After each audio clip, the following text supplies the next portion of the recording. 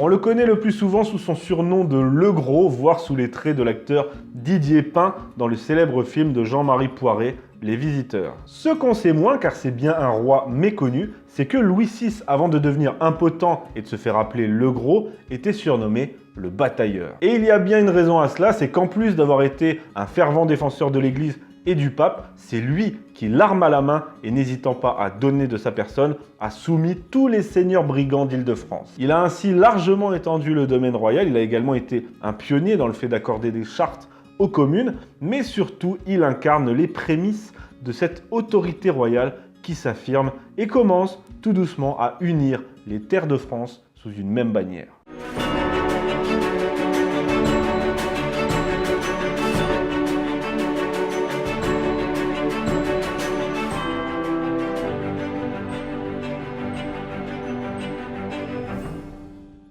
Commençons par le commencement. Louis VI, avant d'admirer les chevilles des dames, est né le 1er décembre 1081 à Paris.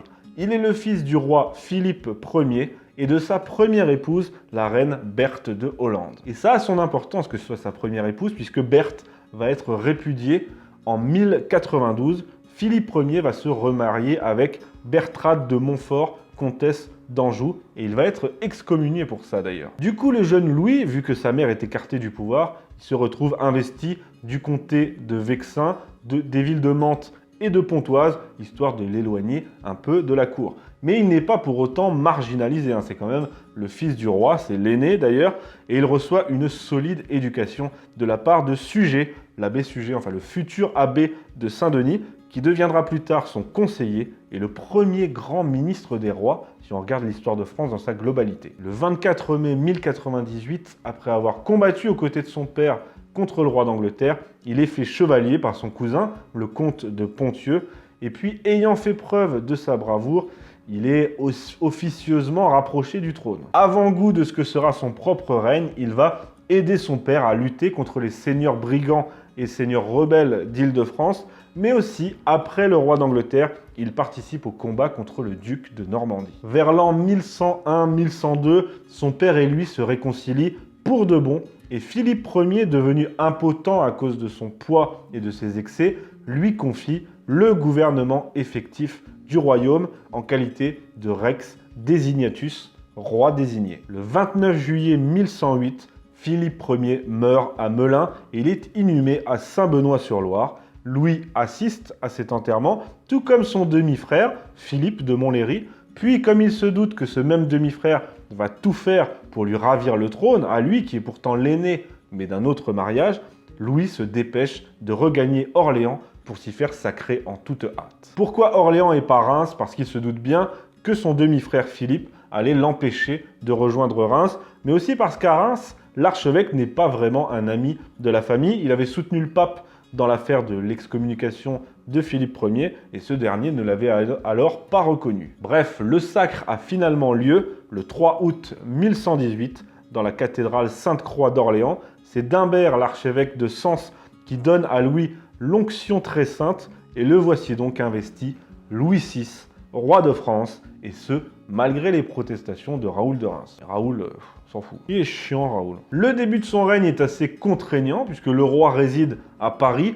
et la capitale est alors entourée de tout un tas de fiefs rebelles, tenus par des seigneurs brigands, qui, en plus de défier l'autorité royale, se livrent à des actes de pillage, de vol et de cruauté dans toute la région. On raconte même qu'en ce début de règne, le roi de Paris, parce que dans les faits c'est ça, c'est le roi de Paris, ne pouvait pas s'aventurer au-delà de 3 lieues de la capitale, c'est pour vous dire, et d'ailleurs ses propres domaines sont séparés les uns des autres par des fiefs rebelles. Donc pour le roi, la première de ses priorités va être d'affirmer son autorité et de se faire un peu d'espace parce que là, on étouffe. Il va donc partir en guerre contre ces seigneurs félons et ça va durer 30 ans. Certes, ça commence fort en début de règne, mais ça va être une constante dans sa politique, exterminer cette proche menace pour sa gloire, mais aussi pour les paysans d'Île-de-France qui vivent sous la domination de seigneurs peu scrupuleux. Et Louis VI a toujours eu très bonne réputation auprès du petit peuple, qui le voyait comme un saint homme, mais aussi et surtout comme un protecteur. Alors progressivement, le roi va écraser les seigneurs brigands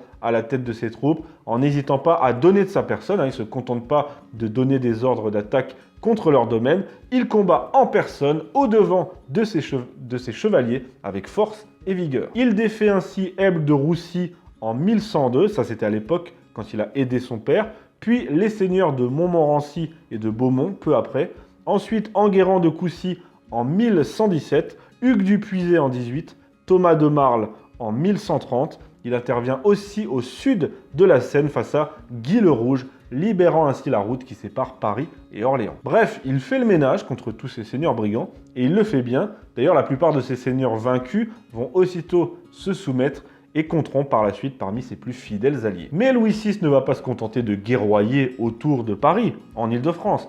Il va également, à de nombreuses reprises, apporter son secours à de grands fiefs éloignés. Par exemple, en 1122, il intervient en Auvergne pour défendre l'évêque local qui avait été démis par le comte d'Auvergne.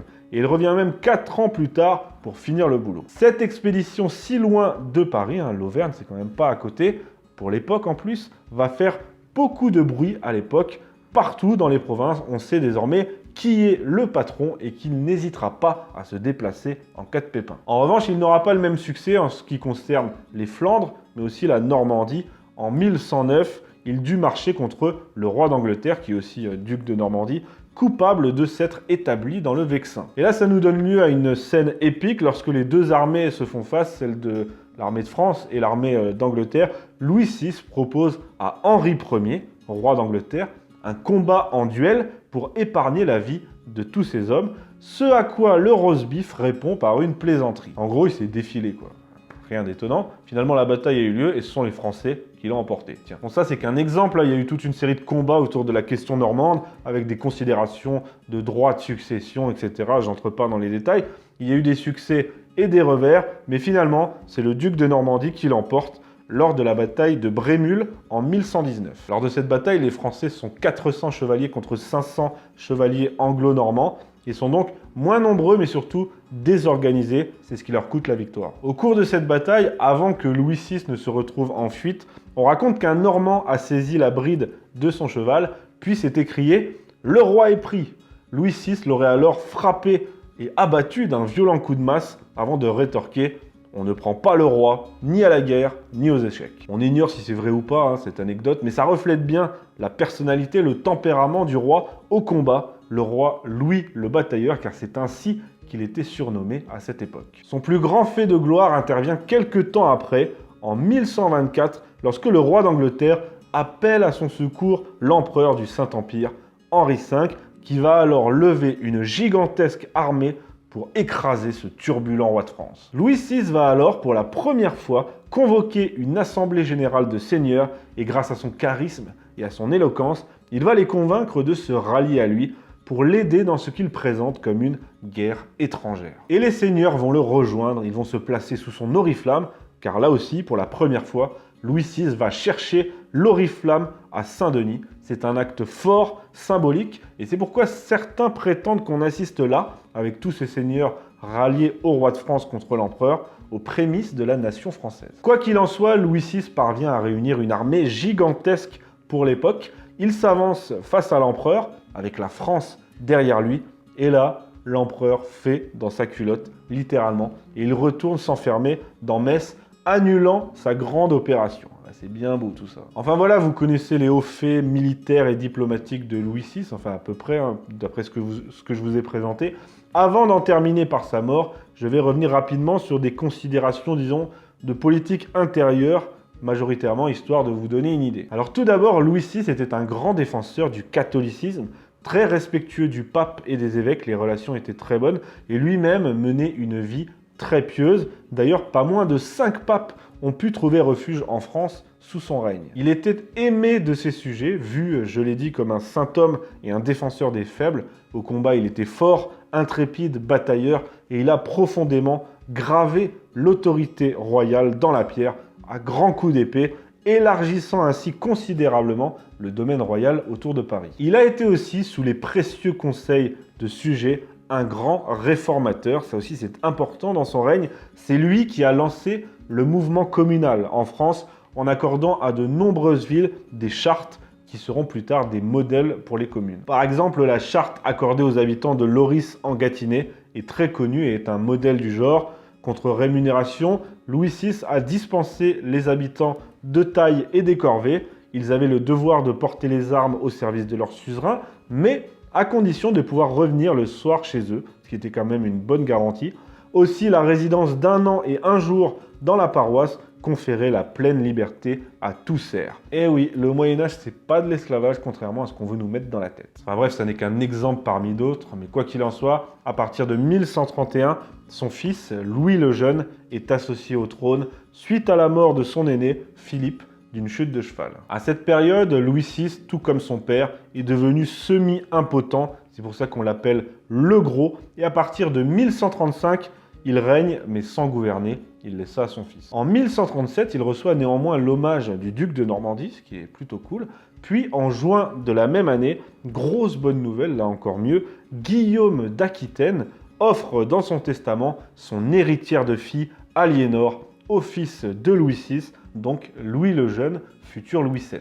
Donc on a récupéré l'Aquitaine, c'est quand même énorme, mais ça va pas se passer comme prévu. Pour ceux qui connaissent la suite de l'histoire, après quelques années, la petite Aliénor va filer du côté des Rosbifs, mais sur le moment, Louis VI se dit qu'il peut mourir tranquille. Quoi qu'il en soit, il lègue à son fils un royaume étendu, plus ou moins unifié, et en paix, un royaume qui fonctionne. Il meurt le 1er août 1137 à la suite d'une dysenterie de retour de campagne. Il est inhumé à l'abbaye royale de Saint-Denis et son fils, Louis, lui succède sans contestation et devient Louis VII. En résumé, Louis VI est un roi méconnu, mais incontestablement, au regard de ce qu'il a accompli en matière militaire en Île-de-France, en matière géopolitique aussi, par rapport à l'empereur, par rapport au pape, en matière métapolitique, je dirais même, avec l'oriflamme, ou encore en politique tout court avec les chartes, il est incontestablement un grand roi de France, et oui, un précurseur dans l'unification de la France autour de l'autorité royale sacrée. Alors vive Louis VI le Gros, et longue vie à notre sire!